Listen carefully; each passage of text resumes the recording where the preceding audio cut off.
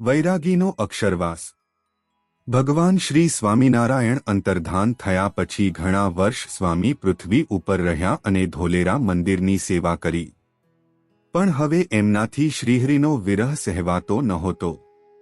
સ્વામીના શરીરમાં જોરદાર મંદવાડ આવ્યો। સ્વામીના શિષ્યો ભક્તોએ મંદવાડ દૂર કરવા માટે શ્રીહરિને પ્રાર્થના કરી। સ્વામીને આ વાતની ખબર પડી એટલે સર્વેને બોલાવી કહ્યું, તમે મારા માટે પ્રાર્થના કરો તે ઠીક નથી।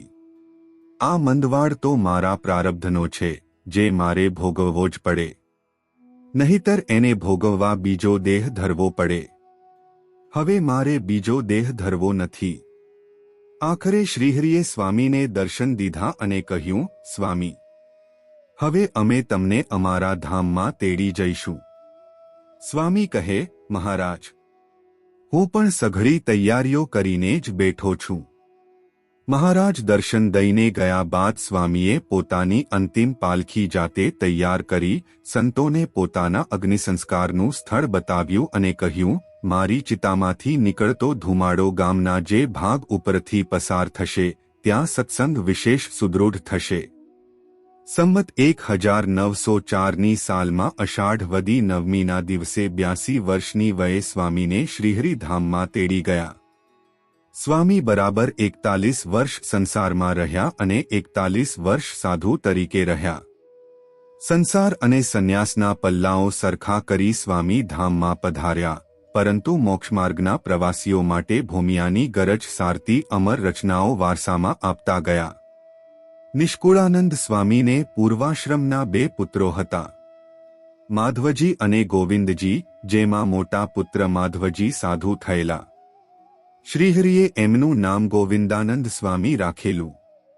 મહાસમર્થ યોગીરાજ ગોપાળાનંદ સ્વામીએ સારંગપુરમાં જ્યારે કષ્ટભંજન દેવ હનુમાનજી મહારાજની પ્રતિષ્ઠા કરી ત્યારે પ્રથમ આરતી અખંડ બ્રહ્મચારી ગોવિંદાનંદ સ્વામીના હાથે ઉતરાવી હતી। ઇતિહાસ સાક્ષી પૂરે છે કે એ સમયે વાદીની મોરલી પર નાગ નાચે એમ હનુમાનજી મહારાજ નાચવા લાગ્યા હતા। જય શ્રી સ્વામિનારાયણ। નિષ્કુળાનંદ સ્વામીની રચનાઓ। સંપ્રદાયનો પ્રસિદ્ધ ગ્રંથ ભક્ત ચિંતામણી, જેમાં ભગવાન શ્રી સ્વામિનારાયણના જીવન ચરિત્રોનું પદ્યમાં નિરૂપણ કરવામાં આવ્યું છે। આ ઉપરાંત નિષ્કુળાનંદ કાવ્ય, જેને વિસગ્રંથ પણ કહેવામાં આવે છે। આ ગ્રંથમાં પુરુષોત્તમ પ્રકાશ, સ્નેહગીતા, વચનવિધિ, સારસિદ્ધિ, ભક્તિનિધિ, હરિબળ ગીતા, હૃદય પ્રકાશ, ધીરજાખ્યાન, હરિસ્મૃતિ, 64પદી, મનગંજન, ગુણગ્રાહક, હરિવિચરણ, અરજી વિનય, કલ્યાણ નિર્ણય, અવતાર ચિંતામણી, ચિહ્ન ચિંતામણી, પુષ્પ ચિંતામણી, લગ્નશકુનાવલી, યમદંડ, વૃત્તિ વિવાહ, શિક્ષાપત્રી ભાષા વગેરે ગ્રંથોનો સમાવેશ થાય છે। આ ઉપરાંત સ્વામીએ 2000થી વધારે કીર્તનોની પણ રચના કરી છે। જય શ્રી સ્વામિનારાયણ।